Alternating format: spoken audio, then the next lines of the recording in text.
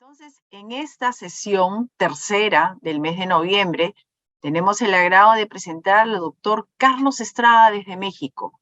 Él nos va a hablar de los desafíos del equipo de cuidados paliativos pediátricos y la humanización. Sobre todo, la interrogante importante es, ¿qué significa trabajar eso, verdad? El doctor Carlos Estrada, desde México, es médico paliativista, coordinador de clínica en el Centro Médico ABC. Bienvenido, estimado doctor Estrada, y sí lo invitaría a que nos cuente un poco más de usted. Claro que sí. Muchas gracias, doctora Luz. Buenos días a todas, todos. Desde cualquier lugar que nos estemos escuchando. Primero agradecer la invitación del Instituto Nacional de Salud del Niño de San Borja y a nombre de todo el cuerpo directivo del Centro Médico ABC desde la Ciudad de México reciban un cordial saludo y gracias por la invitación. Bien, pues yo me dedico ahora a acompañar desde la parte tanatológica, clínica, ¿sí? Dentro de la institución, no precisamente o no necesariamente en equipos de cuidados paliativos, pero sí, ¿sí? Es decir, este acompañamiento pues ya se ha extendido para cualquier persona que atraviese un proceso adaptativo, como nosotros le llamamos, ¿no? No necesariamente el fin de la vida, sino a veces la enfermedad, el dolor, el duelo, ¿no? Entonces, pues para mí ha sido de verdad un reto colocar esta gran pregunta al inicio, ¿no? ¿Qué significa? Tendremos que entender muchas cosas antes de hablar de humanización, pues, o hablando y entendiendo, ¿sí? A veces confundimos los actos humanizantes, ¿no?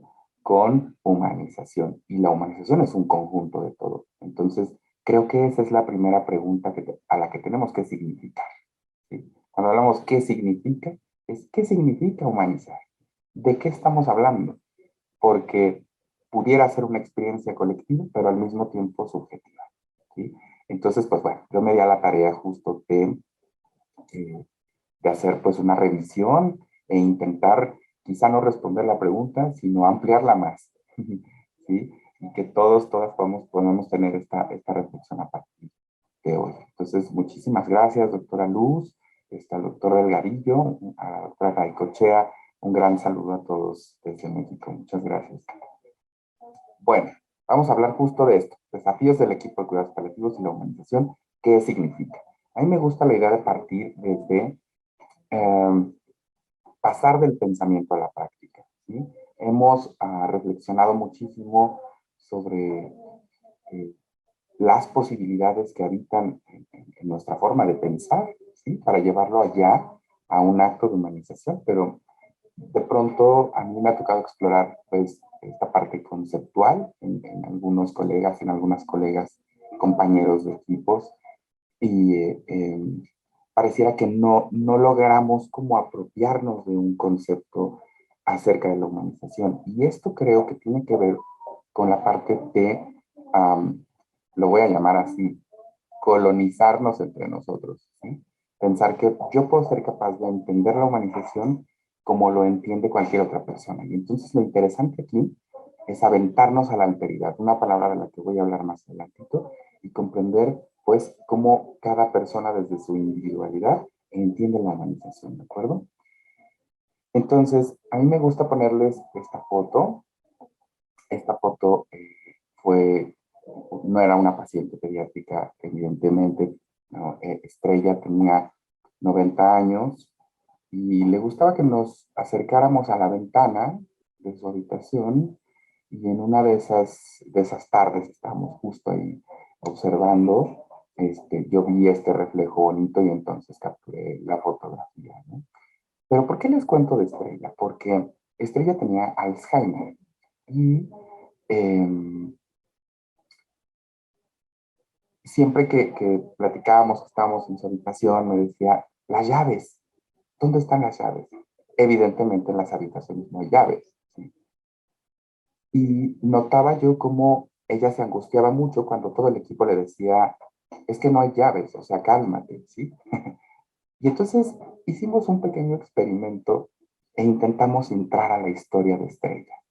Y a la próxima visita, entonces yo llevé unas llaves, ¿no? Cualquier llave que encontré. Y cuando ella preguntó por las llaves, le dije, aquí están. Y me dijo, muchas gracias. Eso me tenía angustiada desde hace días. Bien, ¿por qué les cuento esta historia? Porque creo que es la primera gran tarea que tenemos para significar la humanización, ¿sí? La tarea de entrar a la historia del otro, ¿sí? La tarea de entrar a la historia que están viviendo las personas a quienes acompañamos, más que intentar traer al otro a la historia que yo creo, ¿sí? Nos toca meternos en personaje y entrar, ¿sí? Lo mismo pasa con los niños, por ejemplo, ellos tienen esa capacidad de crear su propio mundo, ¿sí? Y entonces eh, crean su propio mundo y a nosotros nos toca ir allá, ¿sí? Descomplejizar nuestro pensamiento adultocéntrico, me atrevo a llamarle de esta forma, y entonces darnos el permiso de ir allá, de ir a la historia. Entonces, siempre me gusta iniciar contándoles esta historia porque me es muy representativa. Entonces, les invito a que vayan preguntándose qué tanto soy capaz de salir de mi historia para entrar a la historia del otro, ¿sí? Para dar permiso de que las historias se me cuenten y yo sea un observador, un acompañante, ¿sí? Y entonces, bueno, vamos a dar un pequeño recorrido por algunas estadísticas, ¿sí? De los equipos asistenciales de cuidados paliativos pediátricos. Luego hablaremos un poquito sobre qué se dice acerca de la humanización. Y pues yo me atrevo a poner humanizar o humanización versus otras palabras, ¿sí? Conciencia de cuidado, por ejemplo. Eh, Otra que me encanta muchísimo es hospitalidad, que más adelante les voy a decir para mí qué va significando y cómo esto nos puede ayudar a clarificar cómo es mi forma, ¿sí? De ser un acompañante desde esta perspectiva, ¿sí? O un médico, una enfermera, cualquier miembro del equipo. Luego revisaremos rapidísimo algunas posturas teóricas respecto a la humanización y la pregunta, claro, ¿cómo pasamos del pensamiento a la práctica? ¿Cómo significamos? ¿Sí? ¿Qué hay que hacer? Sin duda no es el secreto que hemos estado buscando, es más bien una serie de reflexiones. Al último, les leeré una narrativa que me parece impresionante y haremos un pequeño cierre, ¿de acuerdo? Ok, yo quiero preguntarles, y aquí sí me encantaría que por favor me digan, me respondan quizá levantando la manito o en el chat, como esté mejor para ustedes. Esta gran pregunta. ¿Ustedes creen que es posible comprender la experiencia de los otros? Cuando digo los otros, es nuestros pacientes, sus familias. ¿Ustedes creen que somos capaces de comprender esa experiencia? De salud, de enfermedad, de muerte, de duelo.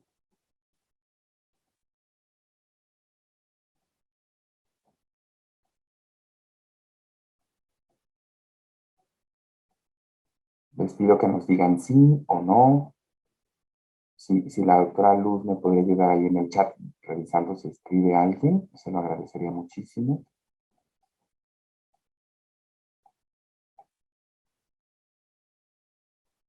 Está. Sí, también pueden abrir su micrófono sin problema, quien quiera. Dicen que sí, dicen que sí. Veo muchos sí. Por ahí Alicia dijo difícil, lo está dudando. No, de ello se trata la empatía, por acá nos dicen. Sí, sí, sí. Es interesante. A veces sí, nos dice Luis. Bueno, yo les leo convencidos, convencidas de esta historia, de esta postura, pues. Pero déjenme decirles una cosa. Desde esta perspectiva, por supuesto, no es que yo tenga la verdad absoluta. No es posible comprender las experiencias de los otros. Entonces, estamos partiendo mal, ¿sí? Porque además, desde que se nos formó, ¿no? En nuestra carrera profesional, Nos han dicho, por supuesto, que para eso es nuestra profesión, ¿no? Para entender al otro, para acompañar al otro, para estar ahí. Y entonces cuando nos damos cuenta que somos incapaces de entender lo que vive el otro, nos frustramos muchísimo, ¿verdad? Yo escucho muchos comentarios de las colegas, de los colegas, diciendo, es que no sé qué decir, ¿sí? No sé ni siquiera cómo entrar a la habitación, no sé cómo hablar a la familia, no sé cómo referirme, no sé cómo acercarme. Y entonces, bueno, aquí viene otra pregunta, ¿no? ¿Estamos listos? Pues tampoco. Ni estamos listos para hacer frente a la experiencia, y mucho menos la vamos a entender. Esto es liberador, y ahorita les voy a decir por qué. ¿Sí? En el estricto sentido existencial, hay un término que nombra Irving Yalom, hace algunos años, y él habla de la soledad existencial. Y la soledad existencial no se refiere a esta soledad de estar aislados del mundo, ¿sí? Como cuando me encierro en mi habitación y entonces digo que estoy solo. La soledad existencial de la que habla Yalom es 2 puntos. Nadie puede ver el mundo como yo, ¿sí? Por tanto, aunque yo te describa detalladamente cómo está siendo mi experiencia, no la vas a entender. Podemos acercarnos a las experiencias de los otros, podemos intentar curiosamente descubrirla, ¿sí? Cuéntame, ¿cómo es que para ti unas llaves son tan importantes? ¿Sí? Mm, Entonces, vamos partiendo de esta idea, ¿sí? A lo más que podemos estirar es acercarnos, ¿sí? A intentar comprender, pero entender no. Tenía un maestro que nos decía, en el momento en que tú le dices a un paciente que ya lo entendiste, en ese momento lo estás abandonando, porque no somos capaces de entender las experiencias. Pero esto es aliviador.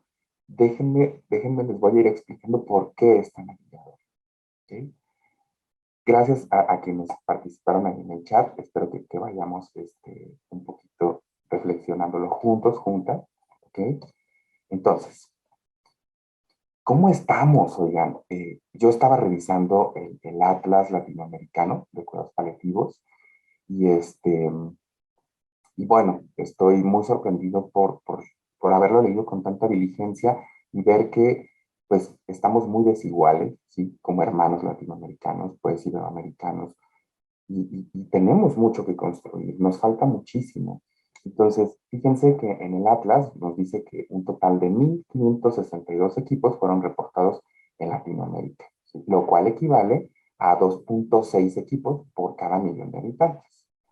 Uruguay, por ejemplo, reportó el mayor porcentaje de equipos, 24.49 por cada millón de habitantes, seguido de Costa Rica y Chile. Y Perú, pues cuenta con la menor proporción de equipos por población, 0.58 por millón de habitantes. Estos son datos, les repito, tomados del Atlas Latinoamericano en su edición 2020. Entonces, del total de estos equipos de cuidados paliativos, pues se representa únicamente los equipos intrahospitalarios, ¿sí? Unidades de paliativos y equipos móviles. También equipos exclusivamente extrahospitalarios, como los domiciliarios, la consulta comunitaria, hospicios, etcétera, y equipos que actúan dentro y fuera del hospital, o sea, los equipos mixtos, ¿verdad?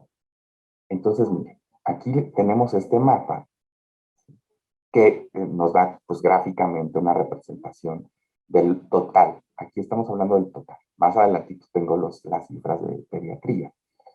Entonces, miren, por ahí pueden buscar cada quien su país y vamos viendo, ¿no? Que, por ejemplo, Argentina tiene 540 equipos. Además, todos tomamos como referentes, ¿sí? Perú por acá, 21, México, ¿sí? Y bien, por acá me parece que hubo algún país del que no hubo datos, me parece que Uruguay o Honduras, sí, sin datos, por ejemplo, o Cuba, sin datos. ¿Sí? En el tema de pediátricos, de pacientes pediátricos, fueron identificados 123 equipos, que corresponden a 0.8 equipos por cada millón de habitantes menores de 15 años. Esto varía en países con mayor desarrollo, como Uruguay, por ejemplo, que tiene 19.3 equipos por cada millón de habitantes, y países sin ningún equipo identificado, como Paraguay y Venezuela. Estamos ya hablando de equipos paliativos pediátricos, ¿sí? Entonces, estos equipos varían de unidades de cuidados paliativos pediátricos a equipos móviles de consulta. Aquí está el mapa que nos da un poco la referencia de cómo estamos a nivel pediatría. Y si se dan cuenta, vamos mucho más lento que en el tema general, ¿sí? Perú, por ejemplo, 1 está reportado, en México 6, les decía hace ratito, ¿no? Venezuela no tiene ninguno reportado, Paraguay tampoco. Y como en el equipo, los equipos de paliativos adultos, también Argentina, mira, está a la cabeza. Entonces, esto nos va más o menos dando un panorama de dónde estamos, ¿sí? Y entonces, yo creo que es otra pregunta que puede habitar nuestra conversación del día de hoy, ¿sí? Entonces, vamos bajo esta línea de qué significa, pero para saber qué significa este reto que tenemos de humanización, tenemos que saber, pues, dónde estoy, ¿sí? Cuáles son las circunstancias, saber en qué contexto estoy pensando lo que estoy pensando. Uh-huh. Entonces, dime aquí otra pregunta para ustedes, para el público, en una palabra que entiendo cuando escucho una. Y lo mismo, si quieren abrir su micro y digan la palabra y lo vuelven a cerrar, por lo que ponen en el chat. Lo que entiendo, yo, ¿a qué siento que se refieren cuando hablan de humanización? Les voy leyendo aquí en el chat.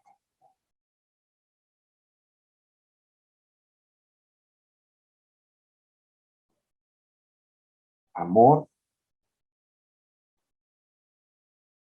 compasión, conexión.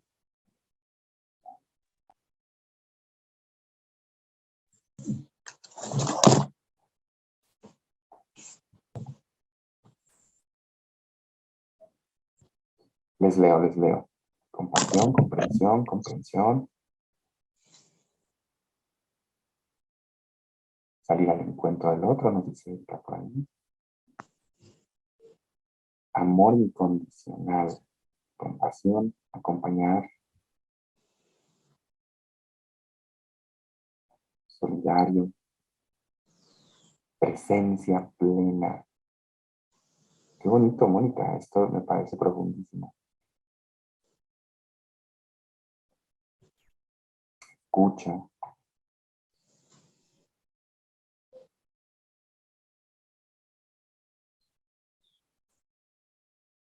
Bien, síganos escribiendo y yo por acá leo, pero vamos a continuar un poco en la reflexión. ¿Por qué es importante saber? Empatía, nos dice Rocío. ¿Por qué es importante saber en dónde estoy? Ya dijimos, ¿verdad? Para saber qué quiero hacer, tengo que saber primero dónde estoy. Luego, enseguida, cómo lo estoy conceptualizando. ¿Sí? Si a mí me es difícil poner en palabras cómo vivo un concepto, seguramente no me estoy viviendo así, ¿verdad? Entonces, hay que primero entendernos, entender cómo lo incorporo yo, cómo lo acuerpo, cómo lo siento, cómo lo vivo, y entonces, a partir de ello, podré saber cómo llevarlo allá. ¿Sí? No va en otro orden, va en este orden, porque fíjense, algunos, a mí me llama mucho la atención como quizá la palabra humanización se manosea, ¿sí?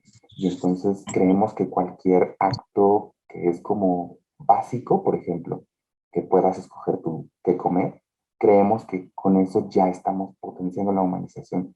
Y quizás sí, yo vuelvo a lo que decía hace rato, son actos humanizantes, pero no definen la humanización.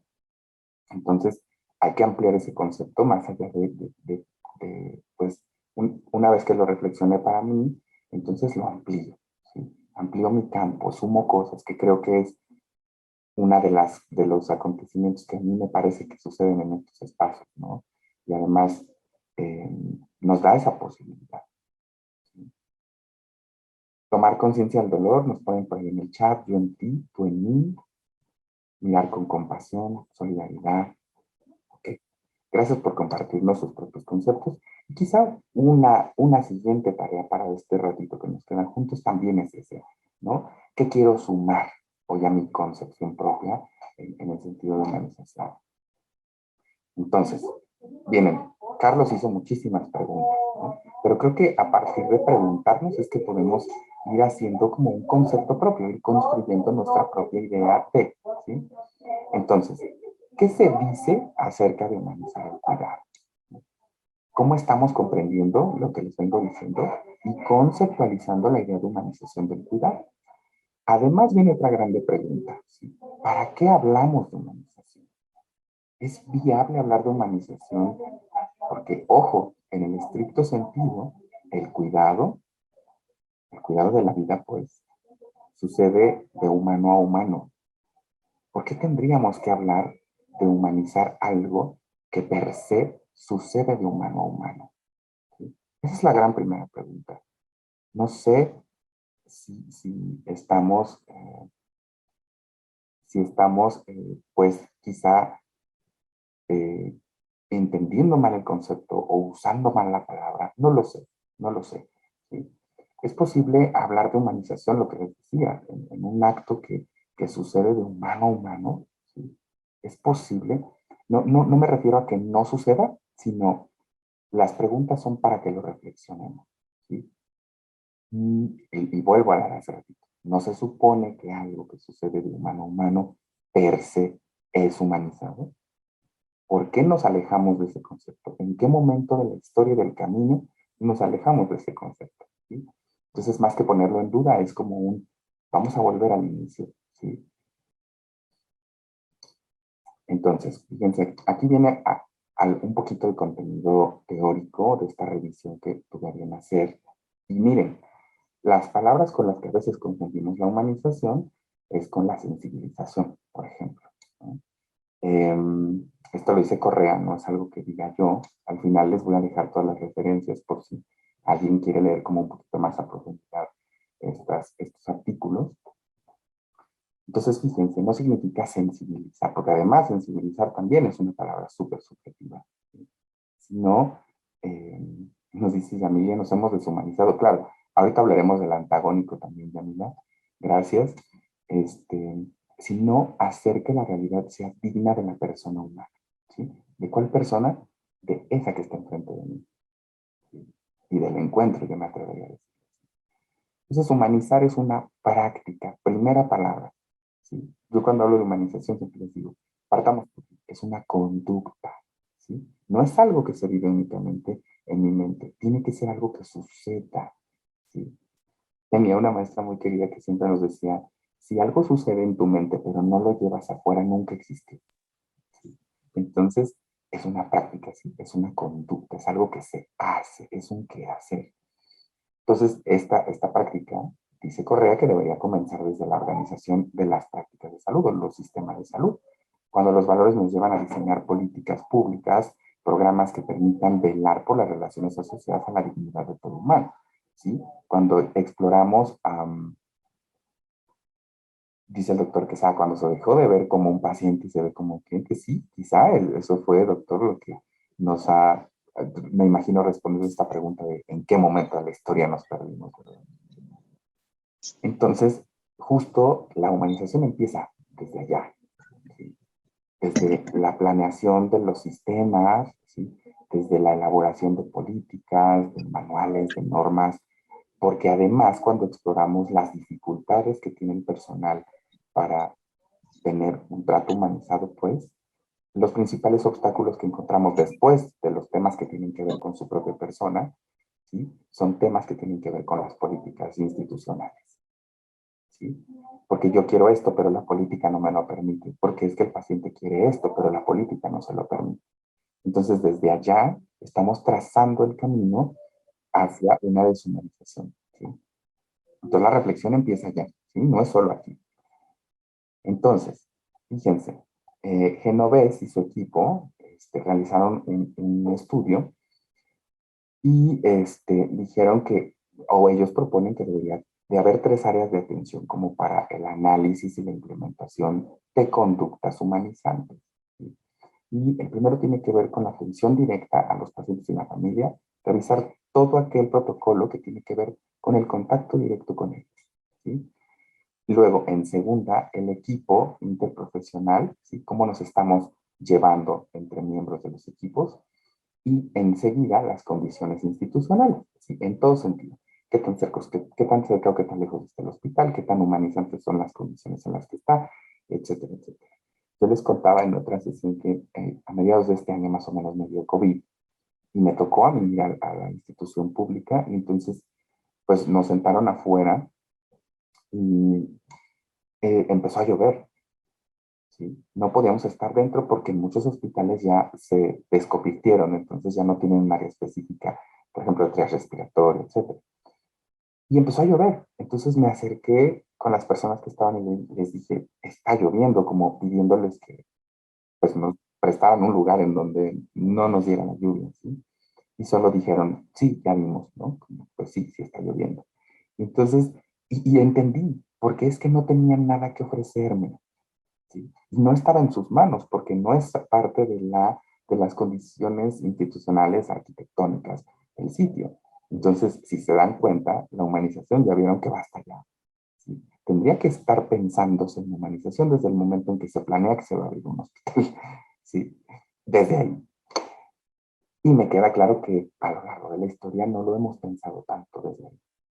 Entonces, fíjense que acá Lira, que hacía otro estudio que tiene que ver con el tema de las máquinas, por ejemplo, que tanto las máquinas y la modernización de los sistemas nos aleja o nos acerca a los pacientes. ¿Sí?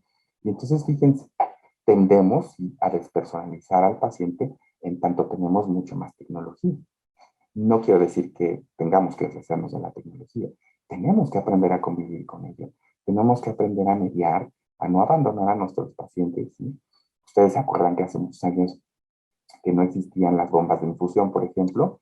Por lo menos teníamos que entrar cada media hora a la habitación del paciente a revisar el goteo del suero. ¿Sí? Y ahora que ya están las bombitas, programas 8 horas y si no hace ruido la bombita, ¿sí? O el perfusor, no me acerco. Se dan cuenta. Esto es un ejemplo muy simple, pero sí pasa. Entonces, ¿qué hay que hacer? Aprender a mediar con la tecnología. Y aquí, miren esto que dice Lira, ¿no? Parece que no nos damos cuenta en dónde termina la máquina y dónde comienza. Porque nos concentramos en mirar el monitor, que no digo que no es importante, claro que lo es, pero no nos tomamos 2 segundos por mirar los ojos del paciente, por ejemplo, ¿sí? Por mirarlo a él, a ella. Y entonces, pues hemos venido centrando nuestro conocimiento en la profesionalización, ¿sí? Que no está mal, repito, nada de esto está mal, pero llevamos toda nuestra atención para ello y esto lo estamos un poco dejando al lado. Entonces, otro estudio que leía, que me parece súper importante y además súper subjetivo, vuelvo a esa parte, es lo difícil. Es lo difícil, porque cuando hablamos de dignidad, hablamos de algo que no conocemos, ¿sí? Ojo, conozco lo que para mí significa o representa ser digno, pero no conozco lo que para el otro representa ser digno. Y no necesariamente lo que el otro ve como digno tendrá que ser digno para mí. Y no necesariamente lo que yo veo como digno tendrá que ser digno para el paciente. Por ejemplo, algunos pacientes que eligen ofrecer su dolor en el final de la vida. ¿Sí? Dicen, yo no quiero analgésicos, yo quiero conciencia, ¿no? De que estoy atravesando este proceso. Y pues claro, eso atenta contra nuestros principios, ¿no? Como paliativista. Dices, no, si lo primero que tengo que atender es tu dolor, pero ¿en qué momento me detuve a preguntar al paciente qué significa para ti el dolor? ¿No? ¿Cómo es que el dolor puede ser digno para ti? Porque para mí no lo es, ¿sí? Entonces se van dando cuenta de esta palabra que decía hace un rato cuando les pregunté si somos capaces de entender. No, no entiendo cómo es que tú eliges vivir con dolor, pero te voy a acompañar, ¿sí? Para lograr la humanización, nos dice Frisón, tenemos que deshacernos de la idea de este modelo de asistencia basado en lo biológico y comenzar a sumar todas las dimensiones. ¿Sí? Si se dan cuenta, es súper difícil, porque además los hospitales se hicieron que para curar nuestras enfermedades, ¿sí? Para salvar nuestra vida, y está bien. Pero no solo es que nuestro cuerpo entre ahí, no solo es que nuestra vida habite en nuestro cuerpo, habita en todo lo que soy. ¿Sí? Entonces, en otros estudios realizados con pacientes y sus familiares, en algunos hospitales, como es el caso del Centro Médico ABC, se tiene el hábito de hacer congresos de pacientes Entonces, invitamos a los pacientes a venir a un foro y les preguntamos cómo ha sido su experiencia, ¿sí? Estando hospitalizados, etcétera. Los escuchamos, abrimos un foro en donde de verdad lo más importante son ellos todo el tiempo y ellos nos han hecho crecer muchísimo. Entonces, creo que esta es una de las prácticas que más pueden construirnos, ¿sí? Porque entonces estamos creando nuevos modelos, nuevas formas, pero estamos repitiendo el mismo patrón. Lo estamos haciendo desde nosotros y no desde quien allá, ¿sí? Quien es el objeto de nuestro cuidado. Entonces, los pacientes lo que piden en estos foros, fíjense, ¿no? O sea, ellos les abrieron esta pregunta, ¿sí? En este estudio que leí, y les decían, pues, ¿qué piensas tú? ¿Qué necesitas tú? Y los pacientes, fíjense, ellos asumen que la humanización es como un sinónimo de los profesionales de salud. Ojalá nunca sepan que estamos haciendo foros para encontrar cuál es la realidad, ¿sí? Pero ellos lo asocian. Teóricamente, históricamente, ellos lo asocian, lo cual me parece muy bonito, pero al mismo tiempo tenemos una gran responsabilidad, ¿no? Los pacientes también piden que se reconozca su derecho, ¿sí? Dice la doctora Luz, un gran desafío ver desde los ojos de los pacientes, sí, y desde los familiares, ¿no? Desde ya ir a la historia de ellos. ¿Se acuerdan lo que les decía con Estrella? A mí me toca ir a tu historia. Desde allá tengo que ver. Entonces, los pacientes también piden que se les reconozca su derecho a la autonomía y la individualidad. Ojo, porque a veces también nos perdemos en la parte de autonomía, ¿sí? Autonomía tenemos todos. De hecho, nuestras funciones físicas son autónomas, ¿sí? Existimos porque somos autónomos. Pero no es lo mismo que, por ejemplo, dice la doctora Rivero Weber, una filósofa mexicana, no es lo mismo que autogobernanza, ¿sí? Cuando reconozco que el otro que posee su autogobernanza, es que puede de verdad elegir para sí. Y entonces no basta con que yo le diga al paciente, claro, tú puedes elegir. Tengo que darle las herramientas para que elija. ¿Sí? Y fíjense, en el punto 3 los pacientes piden ser vistos. ¿Sí? Con lo profundo que implica la palabra, ser vistos. También piden que se tengan en cuenta sus necesidades espirituales, que exista comunicación uno a uno, ¿sí? Que no los generalicen, pues, y que se mitigue el dolor. ¿Okay? Entre algunas otras cosas, yo les voy a dejar, les decía, las referencias al final. Si pueden leer estos artículos, está increíble porque es la voz de algunos de los pacientes, ¿sí? Aquí hay un concepto acerca de humanización o del cuidado humanizado que fue construido por el Hospital Universitario de Colombia. Entonces, fíjense, cuidado humanizado es el acto de cuidar al individuo, la familia y la colectividad a partir del reconocimiento del otro como un igual a mí. Que aquí yo difiero un poco y ahorita les voy a decir por qué. En cuanto a su dignidad de ser humano, ¿cuál? La suya, no la mía. Reflexionando acerca de sus necesidades de salud, de cuidado y de sus respuestas a esas necesidades, asistiéndolo a partir del respeto por imperativos éticos en aquellas en las que se encuentre deficitario y promover dentro de las posibilidades su recuperación pronta y la de su autocuidado. Entonces, a mí me parece un concepto bastante completo. La única parte en donde difiero es en ver al otro como un igual a mí. Y por acá, lo que nos ponían en el chat hace ratito, no podemos no hablar del antagónico, ¿verdad? La deshumanización. Que bueno, pareciera que es como el gran enemigo con el que venimos debatiendo todo este año. Entonces, de Sousa elabora un concepto, ¿sí? Los sistemas de salud conducen a la deshumanización. Hablar de deshumanización es referirse a distancia, falta de participación, frialdad, brutalidad, falta de compromiso y de valores en el trabajo profesional, ocasionados por el exceso de trabajo y la falta de tiempo, que también difiero en esta parte, aunque la mayoría de los colegas, pues a quien se les pregunta por esto, las referencias, pues tengo mucho trabajo, ¿sí? Y el tema, y creo que todos los puntos, es dejar de pensar que las conductas humanizantes me implican más trabajo. No es así. Es una conducta que acompaña mi acción, ¿de acuerdo? Entonces, aquí va la gran respuesta. Estoy intentando ir un poquito rápido para no excederme en el tiempo, pero si van teniendo dudas, por favor, interrúmpanme. Entonces, aquí la gran pregunta. ¿Cómo voy del pensamiento a la práctica? Pues yo les hice aquí un pequeño decálogo Y les repito, no es la verdad absoluta, pero me parece que una serie de reflexiones que nos pueden ir ayudando a sumar y a darle más forma a este concepto propio de la humanización. Entonces, en el punto 1 es gestionar y velar por generar competencias propias en el equipo. ¿Qué significa esto? ¿Sí? Darle al equipo las herramientas teórico-técnicas para que conceptualicen, como este ejercicio que ya hacemos, ¿sí? O que hemos venido haciendo estos meses en el curso. Entonces, si yo te doy elementos teóricos, ¿sí? Competencias, pues tú vas a poder ayudarte a ti mismo a generar ese proceso de reflexión, esa conceptualización y por tanto llevarlo a tu práctica, ¿sí? Que es el primer punto, es básico. Hay algo que a mí me gusta llamar de esta forma, ¿no? Disposición afectiva. ¿Qué significa esto? Ya dijimos que no vamos a entender la experiencia del otro, que nos podemos acercar, que podemos ser hospitalarios con su proceso, con su experiencia, ¿sí?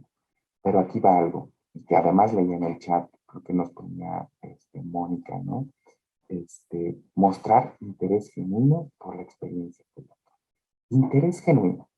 Ya partí de la idea de que no te voy a entender.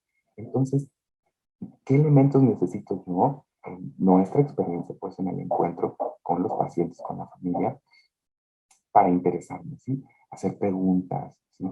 ¿Cómo es que lo vives tú? Lo que decías hace rato, ¿no? ¿Cómo es que el dolor para ti significa esto? ¿Cómo lo vives? Por ejemplo, los niños, que son un mundo mágico, ¿no? Muchas veces nosotros desde nuestro pensamiento adultocéntrico los queremos traer a nuestra historia, ¿no? No, pórtate bien, no digas eso, no, eso no. No es de un niño bien como tú, ¿no? Educadito, mira qué mal te ves. Entonces, nosotros, nuestra tarea con los niños es entrar ahí, ¿no? Volver, decía un maestro muy querido, ¿no? Recuperar nuestros propios poderes perdidos en la infancia para poder entrar desde ahí al otro. ¿Qué fácil era para nosotros, por ejemplo, cuando éramos niños, crear historias? ¿Sí? Y nos podíamos imaginar cuentos y experiencias, ¿sí? Nuestra mente se iba al mil a crear historias. ¿En qué momento dejamos de hacerlo? ¿En qué momento creemos que ser adulto significa solamente vivir esto? ¿Sí? También la imaginación, el crear, el fantasear, es un mundo alterno que creo, ¿sí? Para soportar este. Entonces, ojo, aquí está lo difícil, porque ¿qué implica involucrarme? ¿Qué implica? Sentir. Entonces, es muy difícil, ¿verdad? Porque en tanto más me involucro con el paciente, más siento. Y está bien, no hay una forma que sea humana y que no tenga que hacerme sentir. O sea, en tanto hablo de que me involucro humanamente con el otro, estoy hablando de que tengo que sentir, forzosamente. ¿Sí? Entonces, por eso les decía hace ratito que esta parte, este otro obstáculo, pues también es nuestra propia salud mental, ¿sí? Que tanto trabajamos con nuestra emocionalidad, que tanto vamos a terapia, que tanto me hago cargo de la que pasa.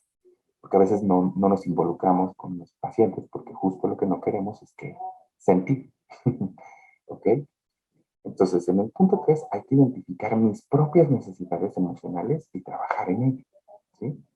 Entonces, aquí les pongo entre paréntesis, ¿no? Hay un gran mito que nos dicen, en tanto nos vamos formando para ser trabajadores de salud, y nos dicen, pues que una vez que entras al hospital, te olvidas de tus problemas, ¿no? O al revés, que una vez que sales del hospital, te olvidas de los problemas del hospital y te vas a tu vida. ¿Cómo es eso posible?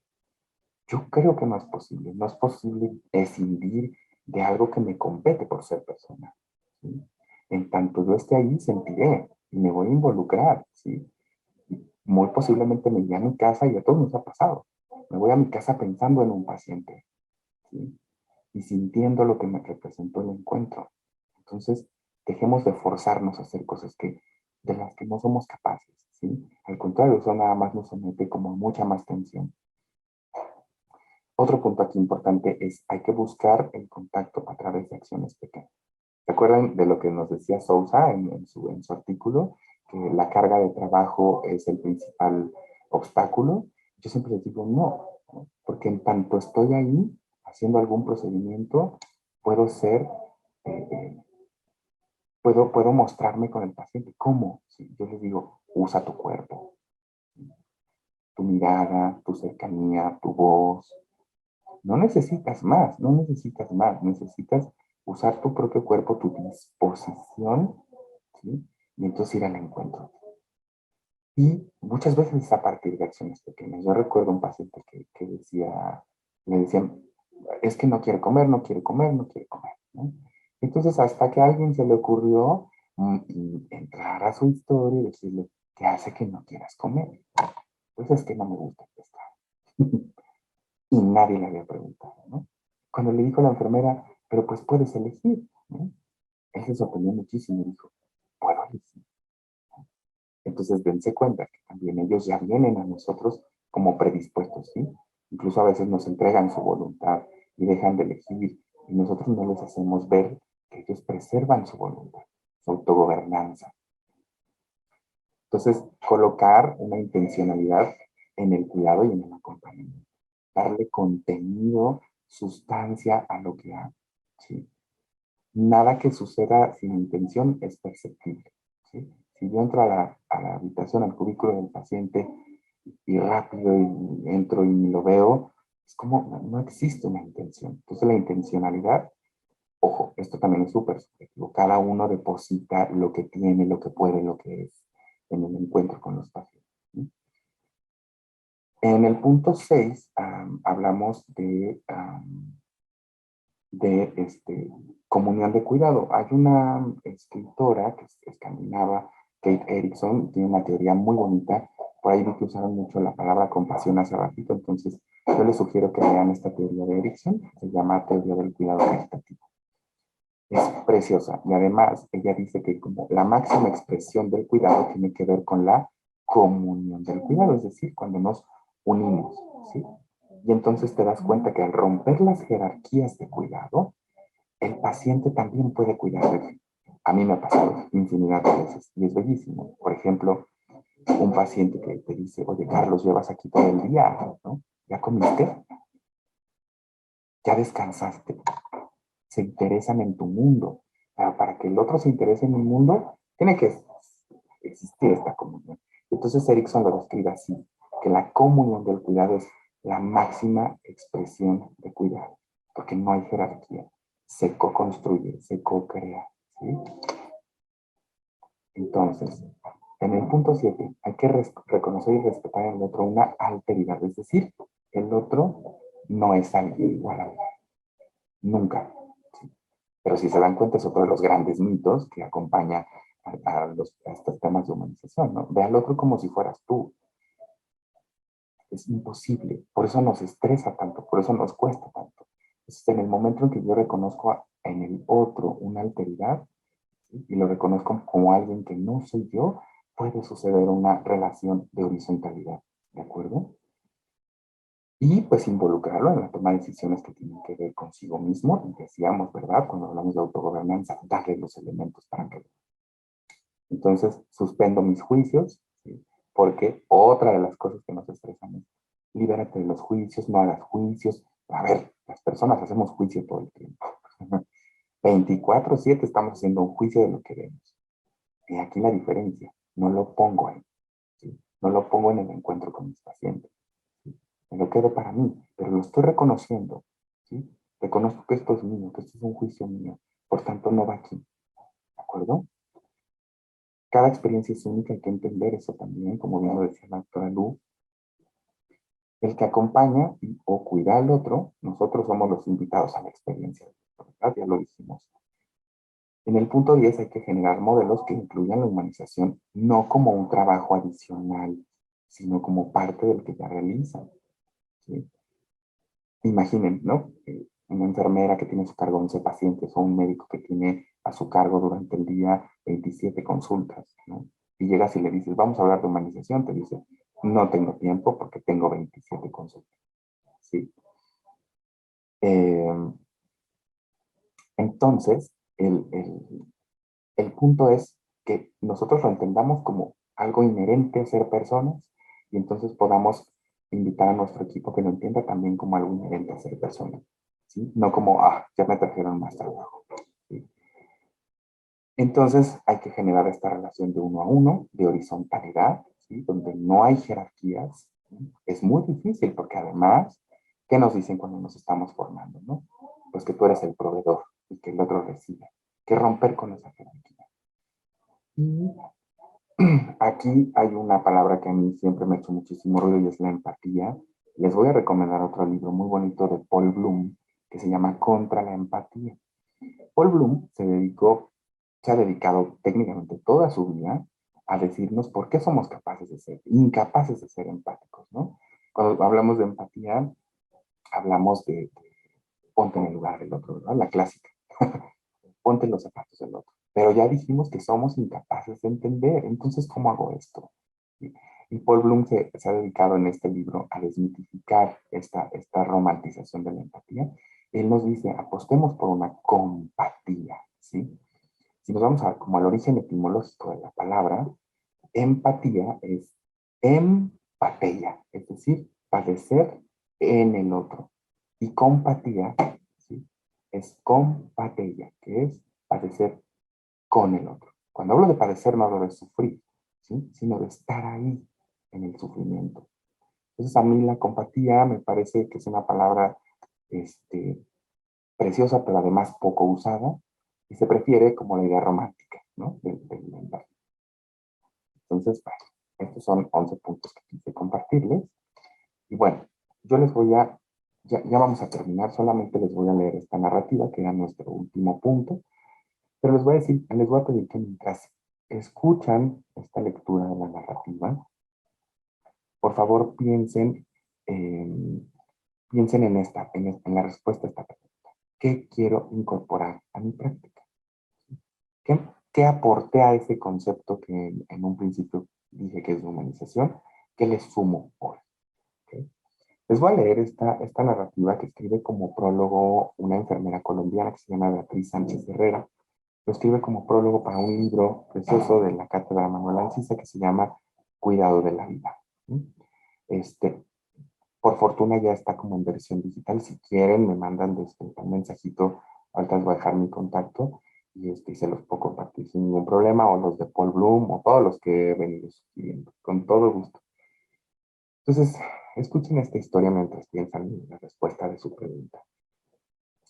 Hace 3 años, al entrevistar a una mujer de Funza sobre su experiencia de ser cuidadora de su hijo, quien vivía con una enfermedad crónica, obtuve de ella una historia maravillosa, llena de detalles de amor en medio de una gran dificultad de subsistencia.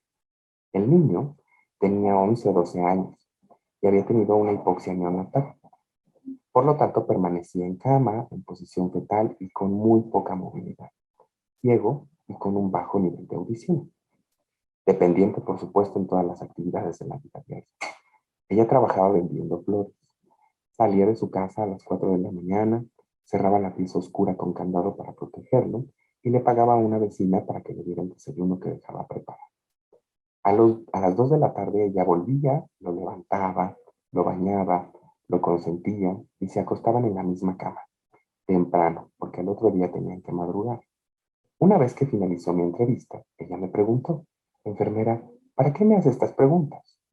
Me sentí muy mal porque yo había explicado durante 1 hora en una sesión previa en qué consistía el estudio y para qué le era la entrevista.